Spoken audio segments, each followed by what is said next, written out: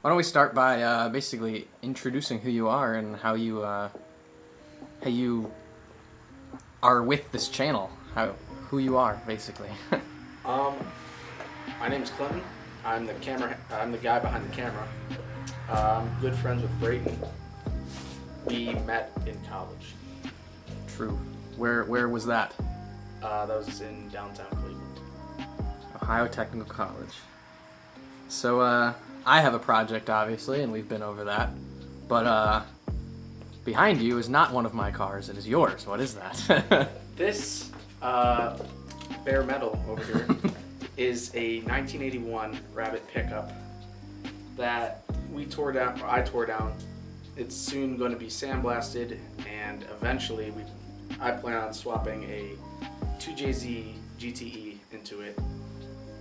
It has a long way to go, clearly, but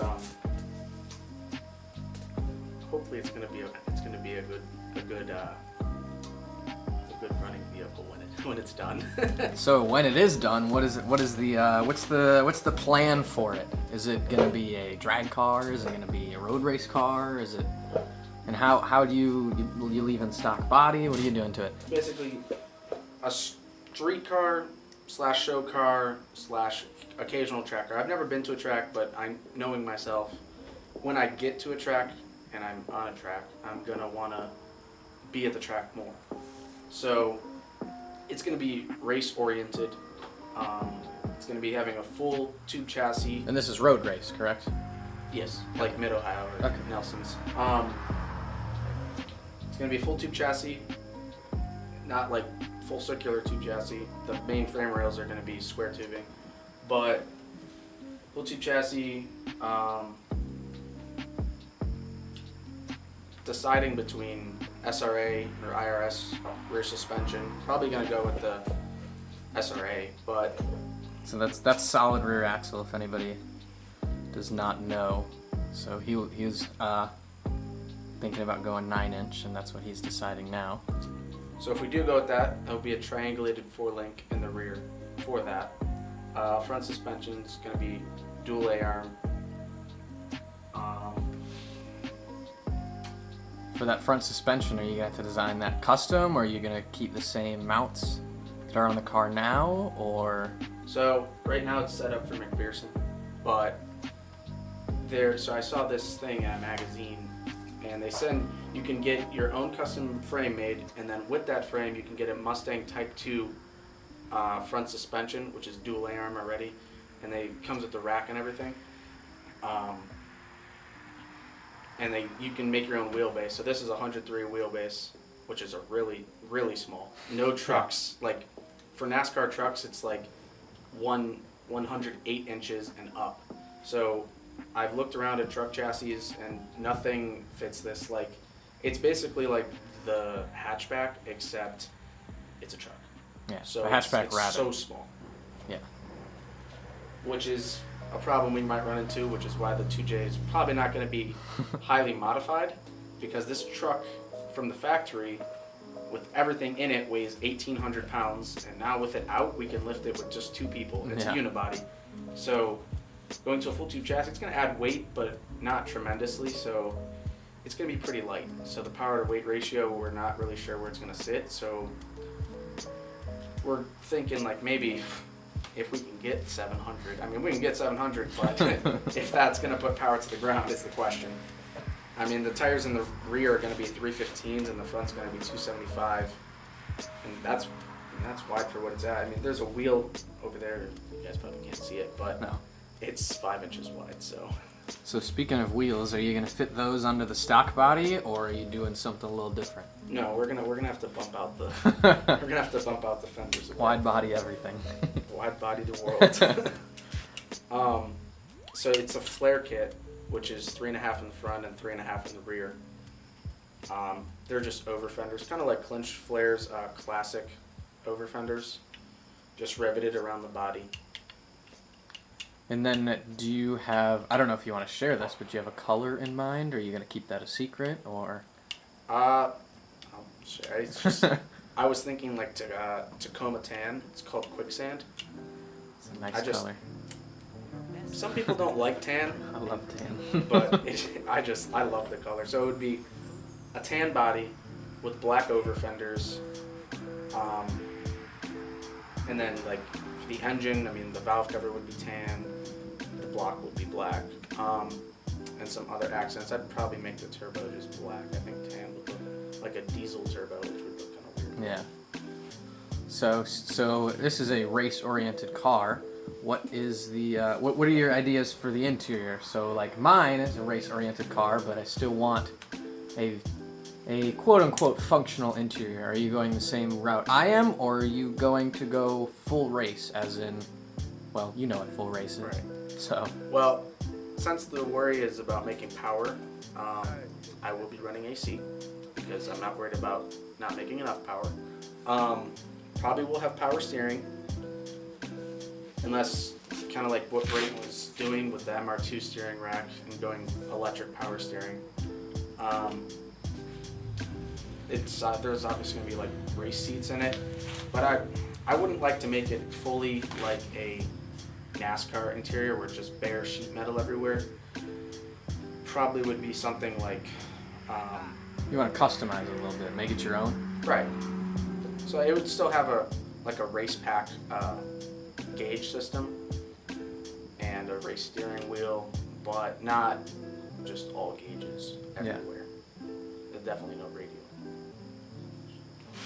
Do you is this when this project's finished, or even before it's finished, do you have any ideas for any other projects? Because when it comes to me, I'm always thinking about things to do, but some other people aren't like that.